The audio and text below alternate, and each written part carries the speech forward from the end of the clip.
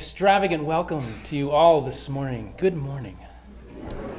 Welcome to Fountain Street Church. My name is Jason Hubbard. I'm one of 3 clergy here at Fountain Street, and I'm so glad that you've decided to make this sanctuary, which means quite literally the safe place, a part of your morning. And I want to invite you to really take that on as the gift you are presently giving. By being here, you create that space in probably a dozen ways you will never know. That the one thing you might do is going to affect someone powerfully and well. And that is not a small part of the reason why we gather. Some beliefs are like walled gardens. They encourage exclusiveness and the feeling of being especially privileged. Other beliefs are expansive and lead the way into wider and deeper sympathies. Some beliefs are like shadows, clouding children's days with fears of unknown calamities. Other beliefs are like sunshine, blessing children with the warmth of happiness. Some beliefs are divisive, separating the saved from the unsaved, friends from enemies. Other beliefs are bonds in the world community where sincere differences beautify the pattern. Some beliefs are like blinders, shutting off the power to choose one's own direction.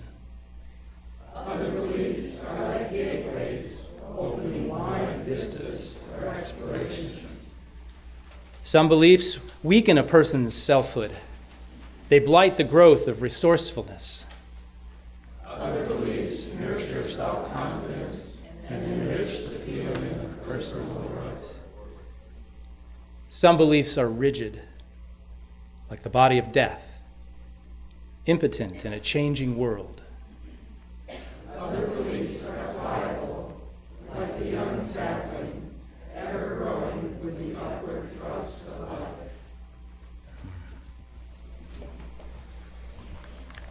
Good morning.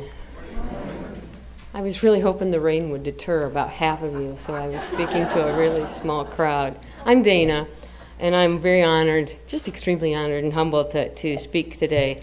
I'm also, I should mention, I'm very grateful to do this in the summer before the presidential election, as I fear I may be employed by Trump University next year, and nothing good's going to come of that. In my real life, I'm a wife and a mom. In my work life, I'm in my 15th year at Grand Valley State University.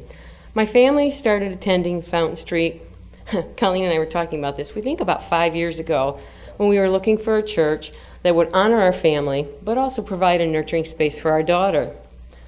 Over the years, she has become very involved with the church as an usher and on the religious service committee, and my daughter's somewhat of a mainstay in the choir. But to be honest, I've stayed on the perimeter, waiting for the bubble to pop, as it always has at other churches. But you know, it hasn't popped at Fountain Street. In fact, it has been what I would describe as a transformative space for me as a person, but also as a teacher. It has nudged me to critically question what I believe. It has piqued my curiosity in learning multiple perspectives from multiple people. And it's also illuminated, which I already kind of believe this anyway, but it has illuminated for me that justice seldom comes with peaceful agreement. It's always ushered in with conflict and disagreement and protest, and one must resist the urge to conform. And did I mention the music is amazing? On most Sundays, I arrive early so I can hear the choir rehearse and then hear them again the second time during the service. It lifts me. So today, you are witnessing my first attempt to lean in at Fountain Street. Sorry, but mostly welcome.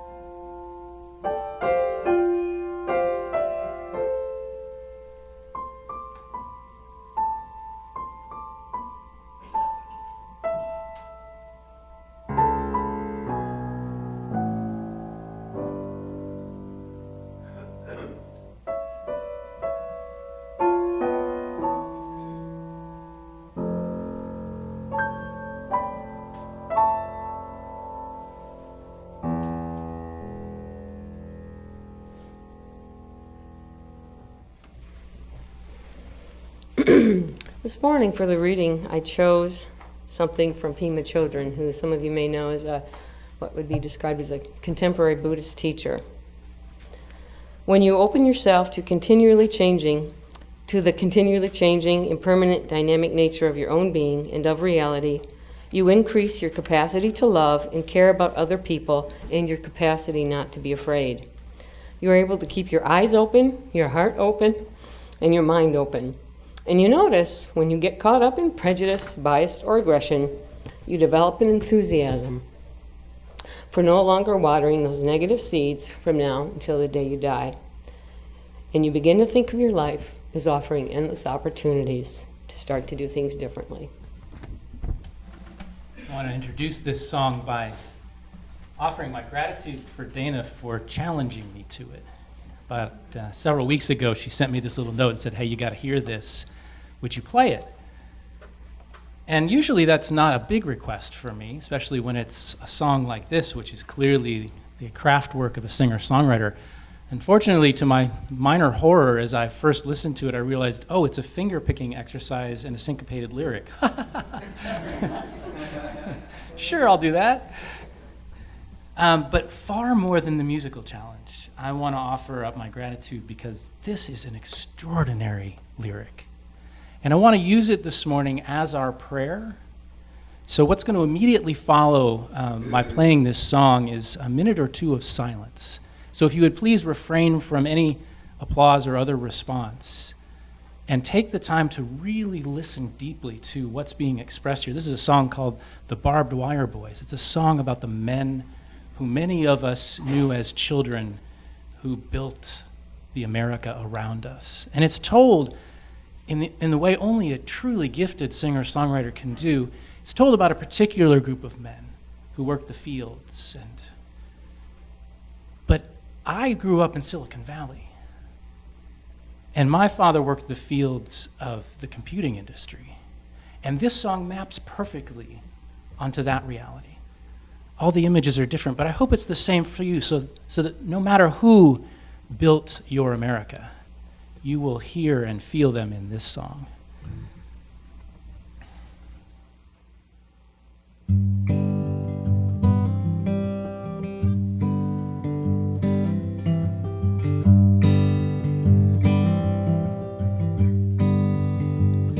I come from the rural Midwest.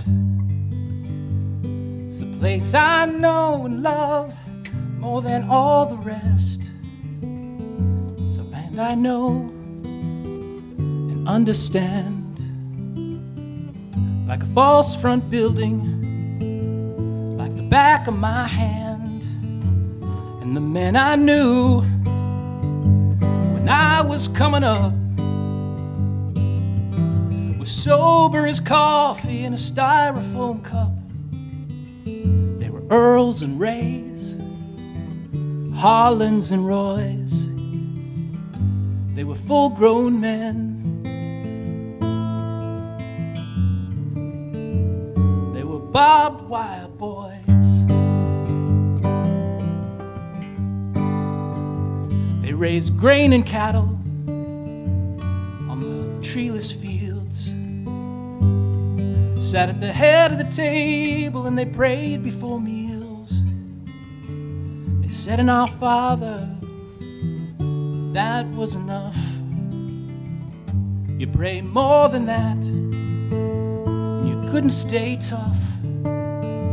Tough as the busted thumbnails on their weathered hands. They wore the gold plate off their wedding bands. Never complained, and they never made noise. They never left home. Barbed wire boys. 'Cause their wildest dreams were all fenced in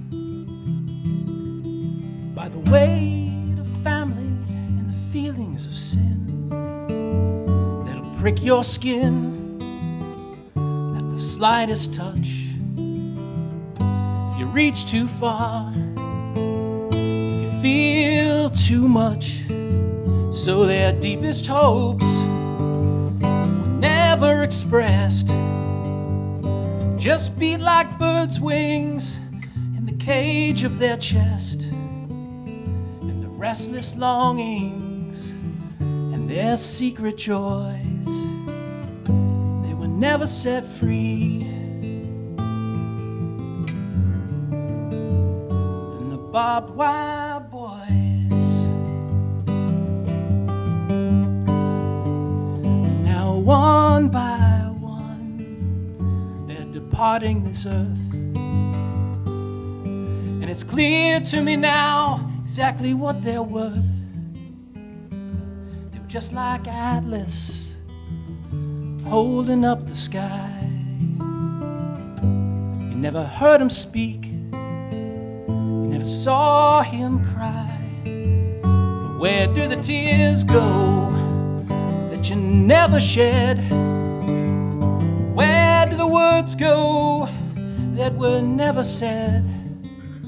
Oh, they're in the blink of an eye, in the catch of a voice. It's the unsung song of the barbed wire boys. Barbed wire boys, I can see them now, standing with me. I can hear them at night, whispering to me, it'll be all right.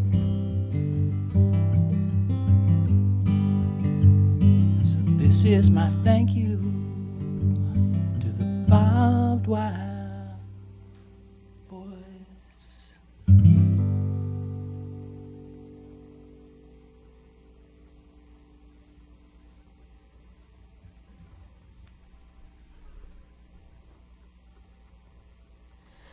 Wow, thank you.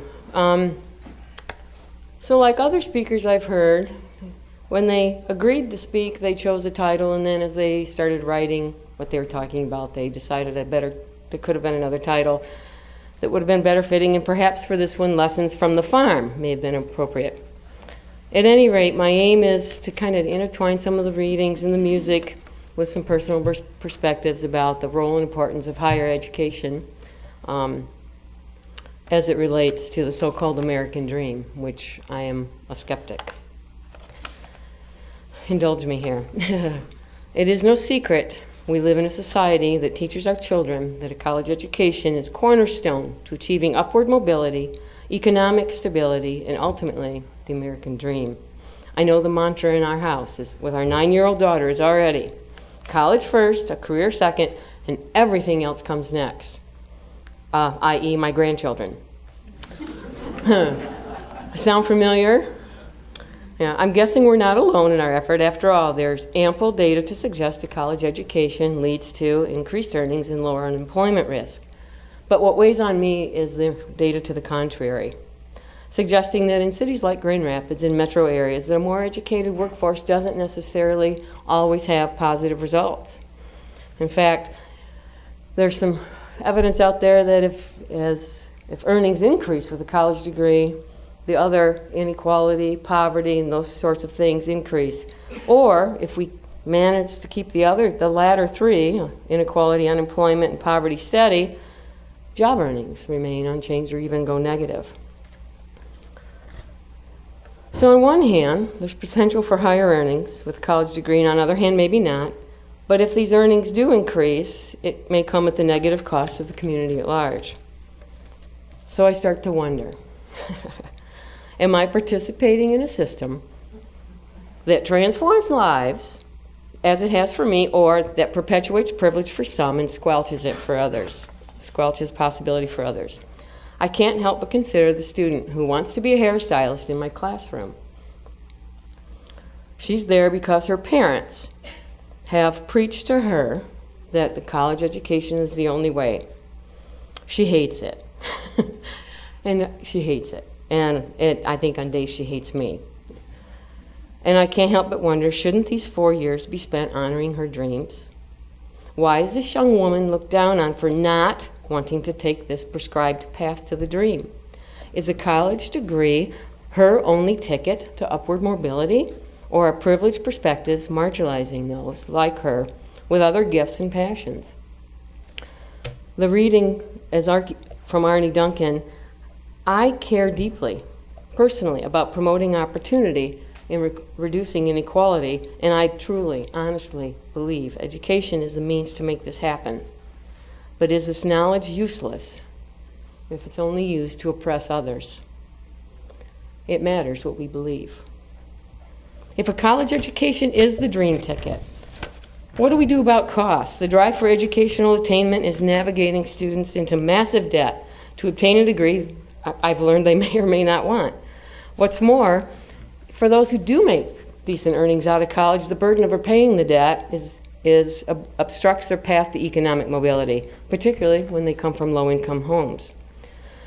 Universities like mine are being scrutinized for tuition costs, which reflect privileged assumptions about students' access to financial resources, and we are being nudged to do more.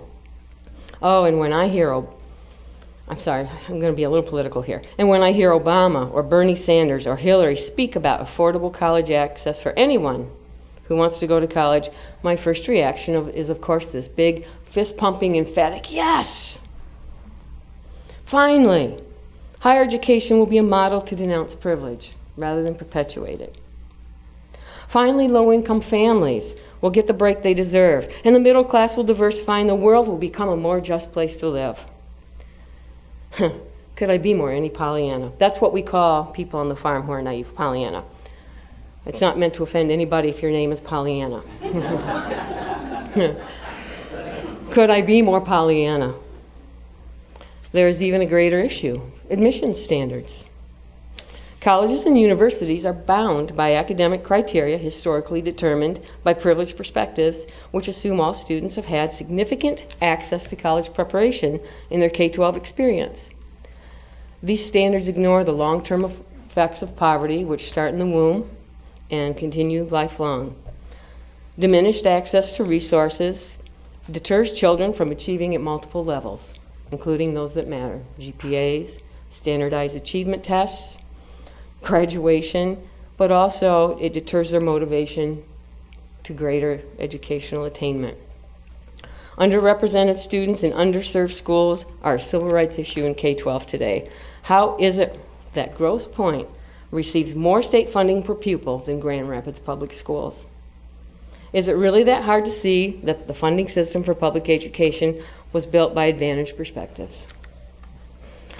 Simultaneous to the K-12 storyline, however, universities are being beckoned to open their doors to underserved students and to transform higher education to be inclusive of their needs and interests, regardless of college preparedness. This has posed perhaps the greatest challenge to the academy as we know it: to figure out how to accommodate a diverse range of learners in the classroom, and to do it within the confines of the consumer model which thrives on test scores, GPAs, and content expertise versus views education as a civil rights matter. Can higher education be a model to diminish the constraints of poverty and pave the path to the American dream for all students? My response is an emphatic yes. But to do so, we must operationalize Arne Duncan and Pema Chodron's words. Teaching is about more than education. It is a daily fight for social justice. If we are to transform classrooms as a means to change lives, it will require all of us to keep our eyes open, our hearts open, and our minds open, because there is bias and prejudice to overcome. It matters what we believe. So let's go back to Pollyanna for a bit. I'm really comfortable there. Let's go back to that for a little bit. And imagine that a college education becomes accessible, that the doors open, that it's accessible, it's affordable. What will happen to the emphasis on college degrees then? Will the world start to value non-college educated the non-educated workforce even less?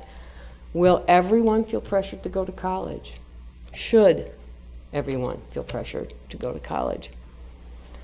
The answer, the truth is, college is not for everyone. Or perhaps I should say, everyone is not made for college. So indulge me here as I try to unpack this with a personal story. And I have to work really hard to keep this unattached from this. And I'm going to work really hard at it. So as you may have guessed by Jason's song, and I've alluded to it, I was raised by a barbed wire boy. My father, on a small farm in southern Michigan. And I'm here to tell you my roots as a Midwest daughter run deep. I thought about wearing bib overalls this morning, but they really weren't a good look in the 80s. I don't think they're any better now. My father had no formal education beyond high school other than mechanic skills he learned in the Army. My mother achieved a high school diploma. They're now 78 and 76 and very alive and well, but as the story goes, they were married at 19 and 21 with $19 to their name. 2 years later, they had 2 kids under 2 to support. Talk about the weight of family. My father had to build a life the only way he knew how, with his hands. I mean this literally. He labored physically at 2 jobs, 7 days a week, 40 hours dedicated to a job outside the farm. The rest of the time was spent working the ground, planting, harvesting, fixing machinery, renovating the house, changing oil, putting in radiators, repairing brakes, mufflers, and you name it on family vehicles. God, his hands were so grease-stained, and as Jason describes, his wedding band, it's gone. He couldn't wash the labor off. And I can recall sometimes being so embarrassed when we were in public or when we were at a school function, because I would think people would think his hands weren't clean. Shame on me. He was Atlas, holding up the sky.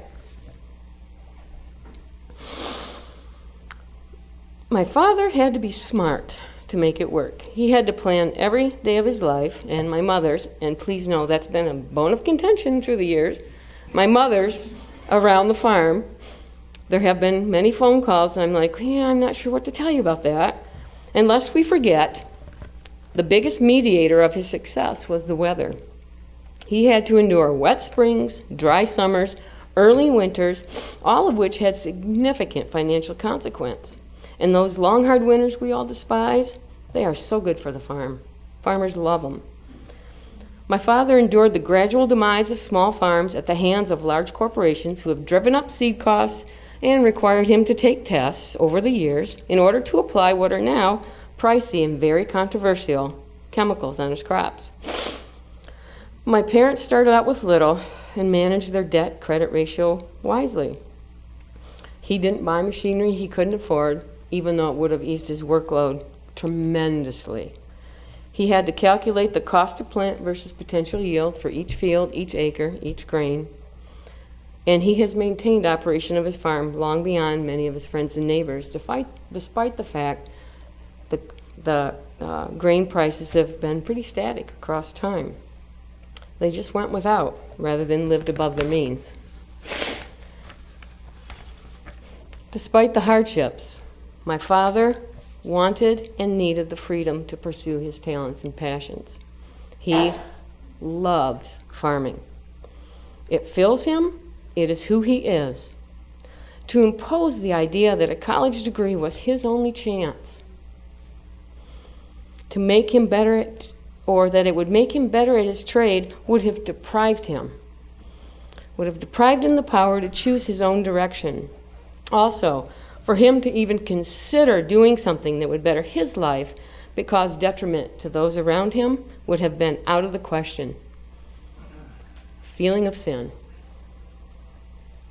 And if I am truthful in this moment, it is my father's story, not the belief in educational attainment, that keeps my faith simmering that the American dream might still exist. I can say with conviction, Dad was a laborer who wasn't conflicted about having degrees and qualifications that made him overqualified for some jobs. His most salient skills were his intuition, his versatility, and his work ethic. And today, because of those skills, he and my mother, who started with $19, ironically have accumulated more than I ever will with 3 college degrees. Now, what is wrong with that picture? And they did it for themselves, so I could have privilege. To add insult to injury is the fact they did exactly the reverse of what we tell our daughter, and it worked out just fine. And I think, how did this happen? What am I thinking? Why am I not telling my daughter to be a farmer? Why am I not a farmer? I like corn. But while I am so very proud and humbled when I consider my parents' journey, I sense they feel like I play for the other team, that I think education is the end-all be-all, or that their life's work or beliefs are somehow less than. Likewise, there are moments when I witness their disapproval over my decisions and passions, which have made my life full and blessed. How do I reconcile my father's story with my own? For that matter, how do we reconcile anyone's different story with our own? I retreat back to the words from Pema Chodron for remedy. You develop an enthusiasm for no longer watering negative seeds from now until the day you die. And you begin to think of your life as offering endless opportunities to start to do things differently. It matters what we believe. And I believe it would benefit us all to nurture the self-confidence and validate the personal worth of others, regardless of their passions, privileged or otherwise. Education can transform us, but only if accompanied by social justice.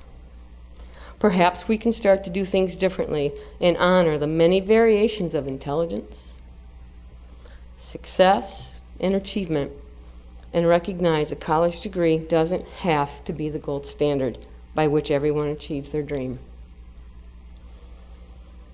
Thank you, Dad. Thank you for listening.